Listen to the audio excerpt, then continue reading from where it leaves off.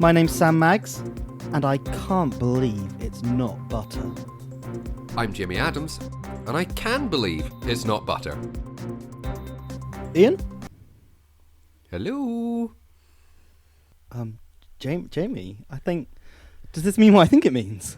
We're free! It's our time to shine! Yeah, baby, yeah! Do you reckon we can get away with, anything? Like swearing? Maybe. Give it a go. Okay. I'll go for the big one. Ready? Okay. Oh, What do you mean you can't swear? I can't believe this. He's always watching, isn't he? Anyway, shall we get on with the show? Yeah. And this is Brainwaves, bringing you the best in tabletop gaming news.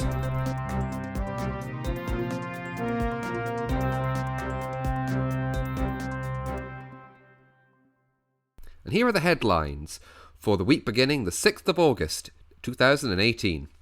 Asmodee has been sold. The founder of Fantasy Flight Games, Christian T. Petersen, departs from Asmodee North America. And Kickstarter cashes in on the tabletop boom. All this and more coming up.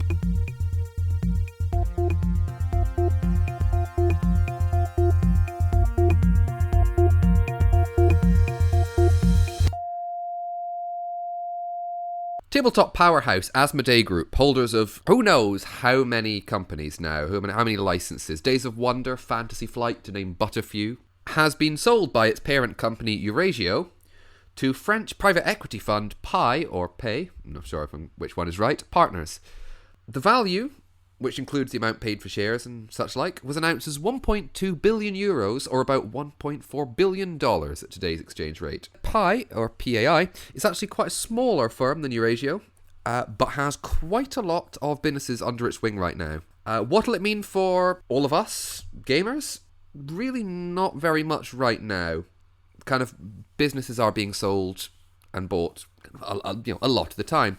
But it's also worth interesting, especially with a company like Asmodee, which has such a, I don't want to say a stranglehold on the market, but it has such wide encompassing arms. Think that's a fair way to put it, Sam? Absolutely. I think its presence can't be ignored these days. As you went through that list of companies, it's Fantasy Flight, Days of Wonder, Z-Man Games. Did it not absorb Mayfair as well? It did absorb Mayfair recently, earlier yes. this year. It's crazy, yeah. To see it get sold and to have an actual value of the company released really shows you. We're now in $1 billion industry, Jamie. Yeah, it's crazy. That's impressive. What the actual sale of it means for the company, I don't know, and I'm sure we won't really see at a consumer end.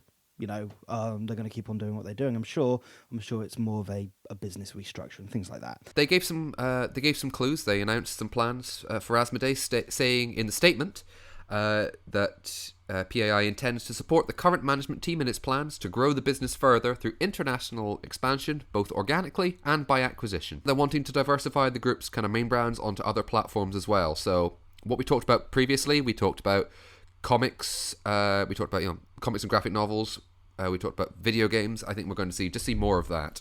Talking about Asmodee's management team, breaking news today, we're recording this on Tuesday the 31st of July, the Christian T. Petersen is departing as the CEO of Asmodee North America. Christian Petersen was the founder and CEO of Fantasy Flight Games for many years until it merged with Asmodee, at which time he became the CEO of Asmodee North America. That was in 2014. He's helped his business bloom and grow, and even before its acquisition by Asmodee, it was a leader.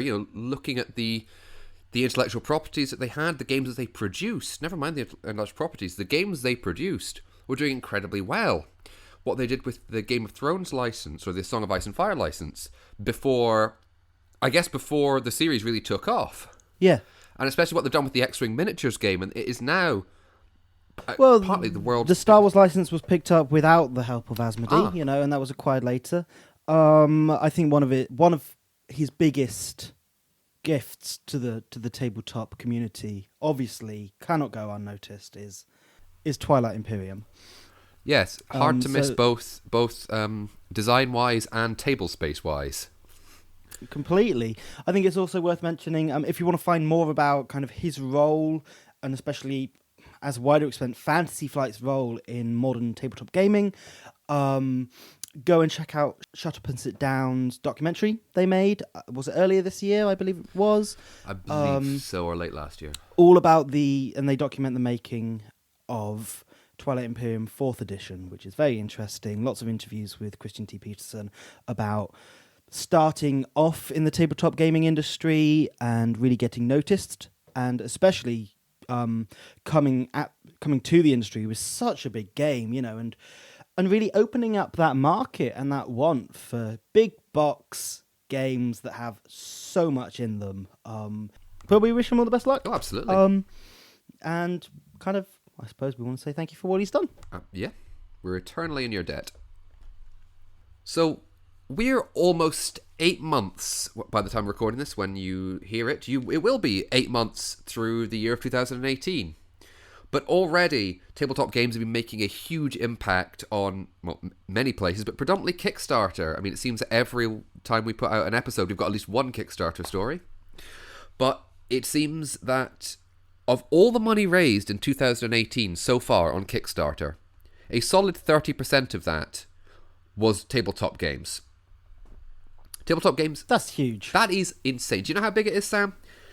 I don't. $80 million in the first 6 months of the year. That's £61 million. $10 million more than they made during the same period last year. Which I think just shows the rise of the platform and the rise of its key place in the industry, really. We've talked about this, and I think the three of us on the podcast have very, very different views on it, which I think is really good.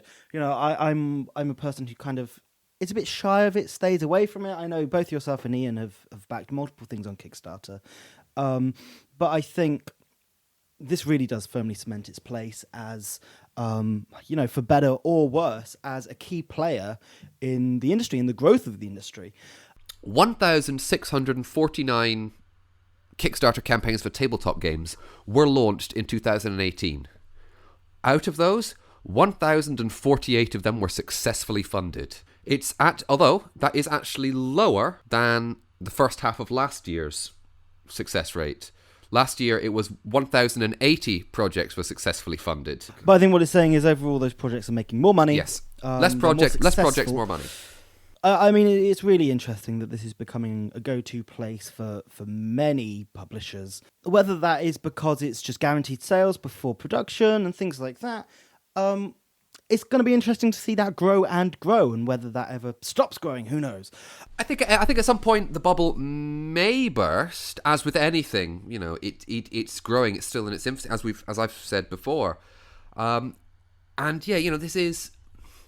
I know Iain talks a lot about the indie tabletop market, the indie tabletop scene, but this is in some ways, a distillation of that. In some ways, it is now an independent. Someone wants to go and make a tabletop game. Okay, they'll kickstart it. They might have. And that's the side of the industry I'm all for, and the side of the platform I'm all for. What kind of does not annoy me per se? I don't think it's annoying, but what I do notice and what kind of saddens me possibly is big name publishers coming on and possibly shadowing those smaller indie games that are coming out, that actually Kickstarter started as a place for the small voices to be heard. And I'm just worried that now it's becoming a more dominant, prevalent role in the industry. Are those small voices going back to being small voices, and actually not getting that breakthrough chance that platform was originally set up to give them? I think it comes back to marketing. You might have the best idea in the world, but as long as if you can't market it properly, it's sad to say, then, it might fall by the wayside. Or maybe that's what the bigger a company like Steve Jackson Games, or Cool Mini or not, have that ability. They have not only the reputation, but they have the money for the marketing to go, this is what we have, here's how we make it look interesting to you. Tabletop games being responsible for 30% of Kickstarter's income is crazy. That actually what I suppose I would regard as a small industry. If you talk about globally, it's a niche hobby. This isn't necessarily a vastly popular thing. That it's taking up 30% of one of the biggest fundraising platforms online, probably the biggest, is incredibly impressive, and it would be great to see where that goes. Speaking of cool money or not, the publisher have just announced a board game version of everybody's favourite classic cartoon, Hanna-Barbera's Wacky Races. This is quite exciting for me. I say that. I'm not a particularly huge Wacky Races fan. I love Hanna-Barbera's stuff. But really, this just looks really cool. Cool minion or not, these are definitely cool minis. Yeah, I would agree. I would agree. Cool minis, and it's that kind of fun. You're playing unique styles of vehicles. Apparently, it's going to be playing 2 to 4 players with races taking 10 to 15 minutes.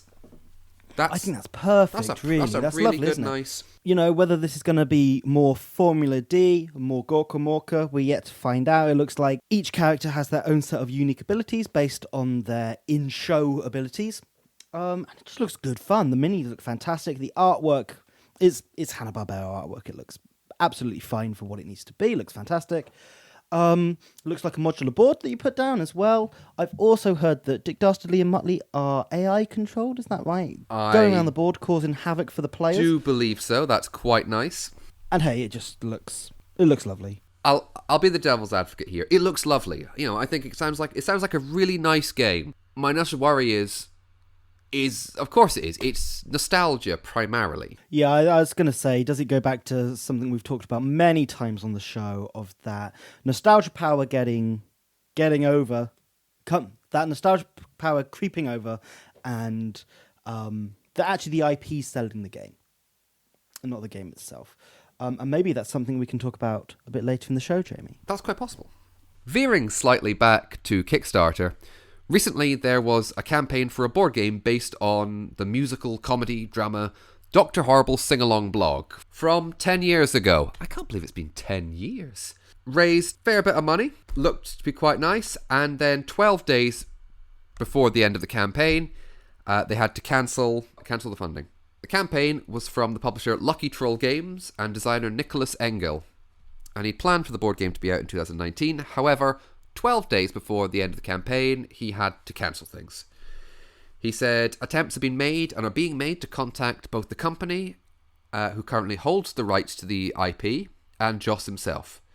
They have a copy of the prototype. They've been informed of everything we've done. The thing is, it seems to be the guy was unable to get the license. Which sounds a bit crazy to me. I don't know why you'd go into the Kickstarter campaign without securely knowing that this is ever going to be a product.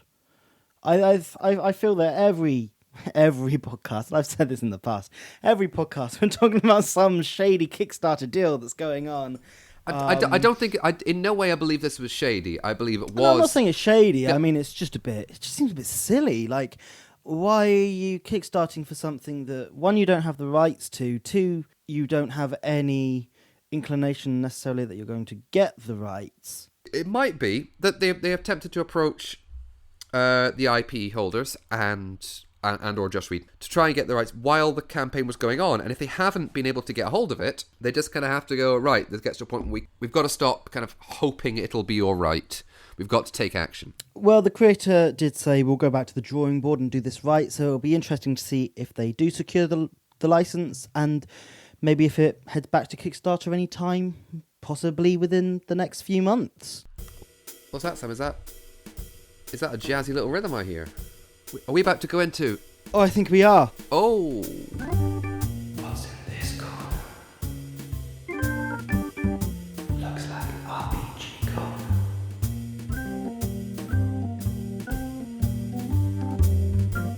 Books and rules.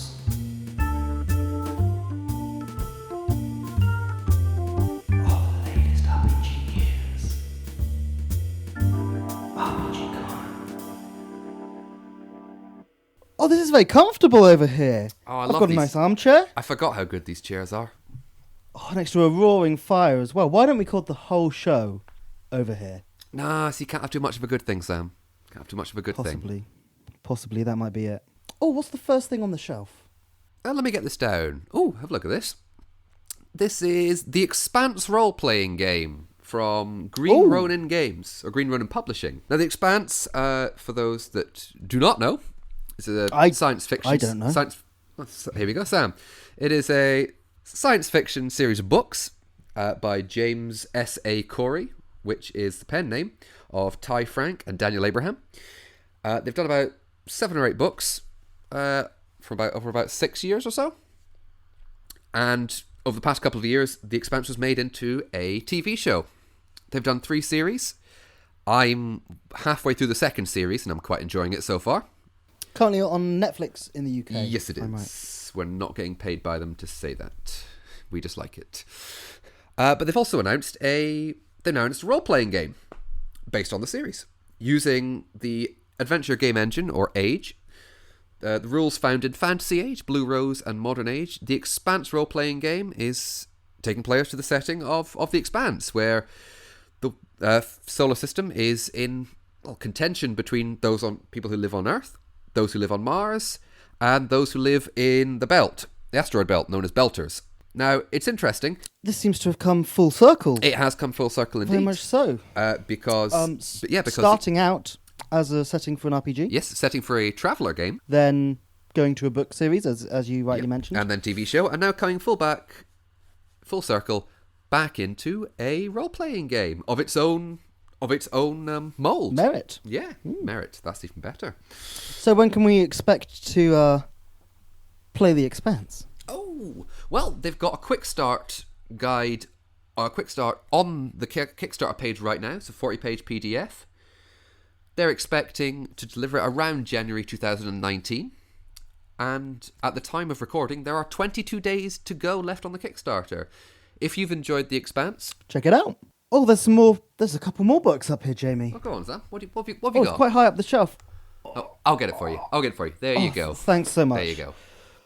Oh, now this is something I do know about. Now, talking about The Expanse being RPG to book to show to RPG, this is something that is book to RPG to show. Oh. And that is with the announcement of Amazon securing the rights for Tales from the Loop. Ah. Yes. We are legally obliged to mention that this is similar but legally distinct from Stranger Things. Tales from the Loop is a alternate timeline 80s. The story goes that the governments of the world invested a lot of money into science and technology after World War II, and saw a technological boom throughout the 50s, 60s, 70s, and the 80s that we find ourselves in. Set in Sweden, the Loop is a community that lives within and works around a large Hadron Collider. In Tales from the Loop, you can expect to see robots, maybe a bit of time travel, maybe a bit of flying haulers that transport your goods from A to B through the sky. The RPG was originally based on an art book by Swedish artist Simon Starlahag. I'm very sorry if I have no idea how to say that name. Simon. He's a beautiful artist. He is a wonderful artist. They're amazing pieces of art. That is, as is described in the Kickstarter campaign in a lot of places, that 1980s suburbia Sweden, but with fantastic machines and strange beasts. It's a wonderful setting. And if people don't know a bit about the RPG, I suppose that's what we can expect to see in the TV show, as it seems to very much be Amazon saying, "Oh, Netflix have got Stranger Things. We should have a Stranger Things." It seems fantastic. I really, really enjoy the setting. And it'll be good to see how that develops into a TV show, throughout the next few years. Oh, there's something on the bottom shelf that I've never noticed before, Jamie. Could you get that for me? I don't want to bend down. I've got a bad back right now. No worries. Oh, everyone's favourite. It's D&D. Oh, it's D&D. D&D have just announced 2 new source books. One has come out and one is been announced. That is A Wayfarer's Guide to Eberron. Eberron being the kind of pulp-esque adventure kind of fantasy world that was released in 2004. We're now getting an update for 5th edition. And also an announcement for The Guildmaster's Guide to Ravnica. Ravnica is a merger with the world of Dungeons & Dragons, with the world of another intellectual property that Wizards of the Coast holds, that of Magic the Gathering. Very interesting move. Wizards of the Coast, every month or so, puts out on their website a document called Unearthed Arcana. It's trialing some new mechanics, some new playstyles, and they have brought out stuff for combined Magic the Gathering in the past, and now they're getting a full book. In fact, it should be coming out in about October this year. Now, I've never played Magic the Gathering at all. I don't know, what Ravnica means in that world. But yeah, I think it's just an interesting crossover. Obviously, it's almost an obvious one, really, and I'm surprised it's taken this long to come through in that sense. A lot of the previous books that have come out, apart from the first three, have all had some sort of focus in the Forgotten Realms. So yes. Xanathar, Guide to Everything is a beholder from underneath Waterdeep. And yes, we've had, Mordenkainen's Tome of Foes from Greyhawk, I believe. And we have had a little journey to Ravenloft. But now we're actually seeing some more settings being explored. And it's new settings as well, I think, is the important thing. Eberron is not a new setting. That's been out for about 14 years. But yeah, Ravnica, I think, might be a new setting for Dungeons and Dragons. Oh, that was toasty, but that was nice and warm. Alas, I feel we need to leave. Come on, outstayed our welcome. Come on, Sam.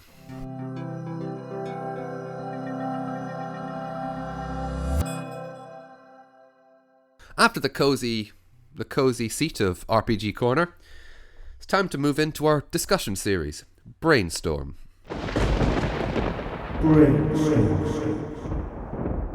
So today on Brainstorm, I can't believe I get to do the intro, Jamie. We're going to be talking about IPs in gaming. And we're going to discuss how important is it that a game has an established brand behind it, something that's come up in many of the news articles we've spoken about today. What's your initial thoughts? My thought is I don't believe it is necessary. I believe it does put certain expectations on it, which can have both positive and negative consequences. Positive in that you're sure you're going to get X amount of sales because people go, it's a board game based on that thing I like. This hopefully will be all right. And at the same time, those people who may buy it go, I bought this. This isn't very good. I'll need to tell people that it's not very good. And I'm disappointed because it let me down as a fan of this intellectual property. Well, we touched on it earlier with the announcement of the Wacky Races board game.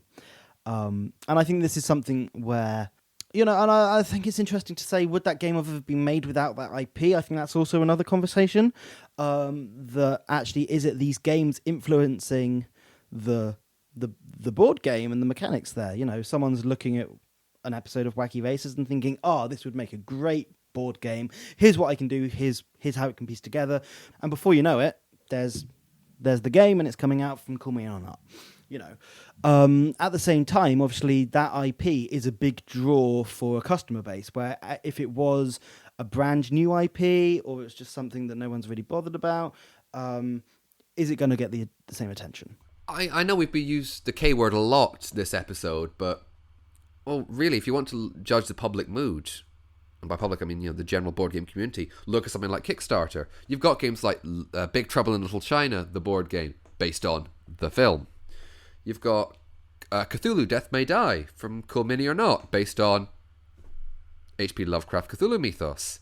This stuff, but then you look at another Cool Mini or Not game like Rising Sun or Blood Rage, games that are not have their own IP per se, but they're based on just a cultural mythology. All these games have one thing in common in they've done incredibly well. Now, partly that might be due to Cool Mini or Not's reputation for the latter three, but especially for the first two, it might be that people have gone, I really like Cthulhu Mythos. I like Big Trouble in Little China. I'm going to back that because I want to play a board game with it, and I'll have the miniatures, going back to what we said last time. Yeah, and I think this goes through so much of what we've talked about on the podcast, really, not just today's show, but the podcast in general. One of our very first news articles was about the announcement and release of Fireball Island, which we feel...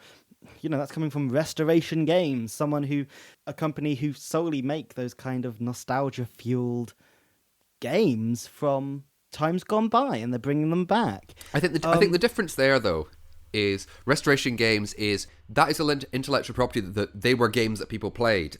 A game like the Doom board game I've played Doom as a video game. I know the Doom intellectual property. Is this going to give me the Doom experience? And I think, is this going to give me a flavor of the insert intellectual property here experience? Is really what I guess what makes what can be kind of subjectively described as a good game of that kind.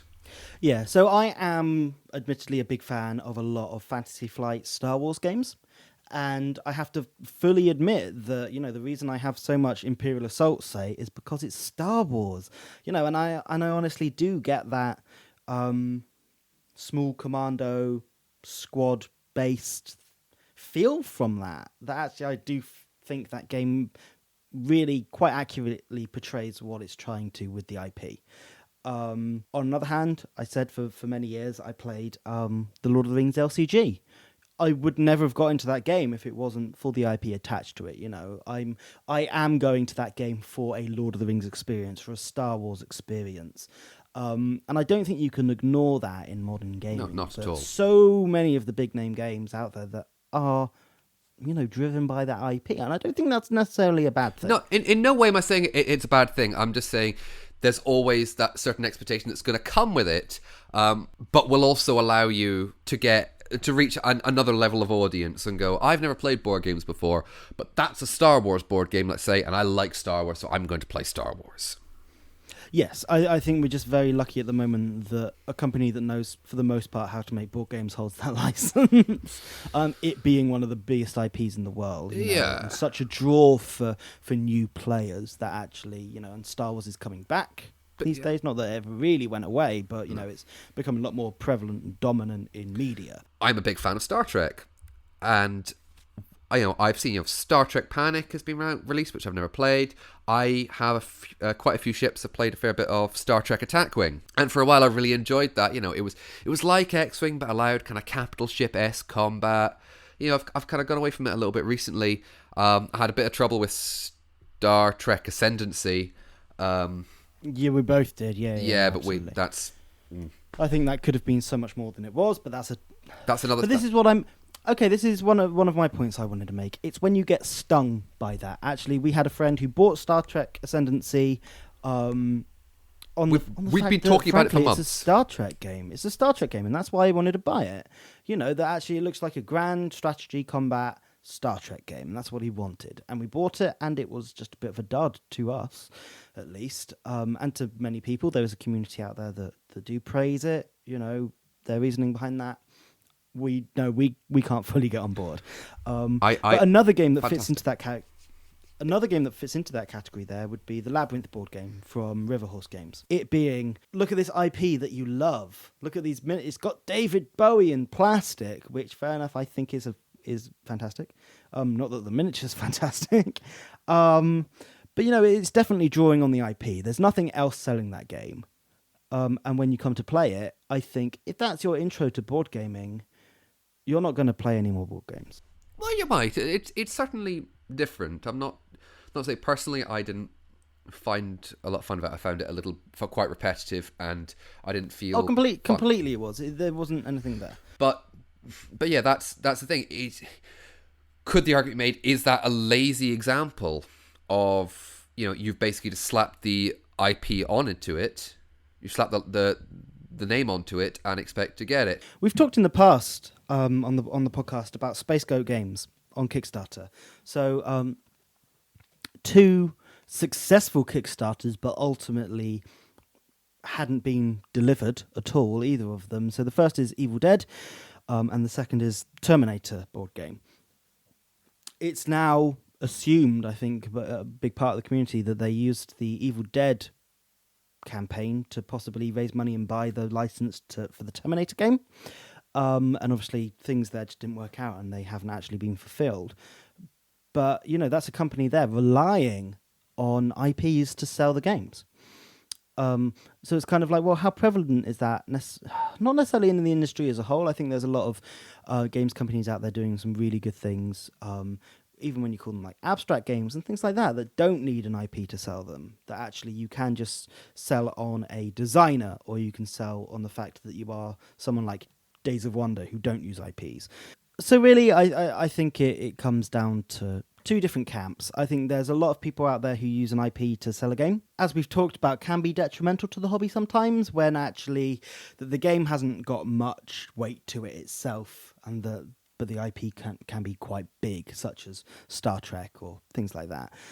And then there's the other camp, I think, that really just enhances a game by putting a strong theme behind it that people are familiar with. Write into us, get in touch and tell us your thoughts on this subject. You know, how important is an established brand when you're out looking for new games or getting excited about games? Is an established IP on your checklist, or is it something you try to avoid more? Let us know.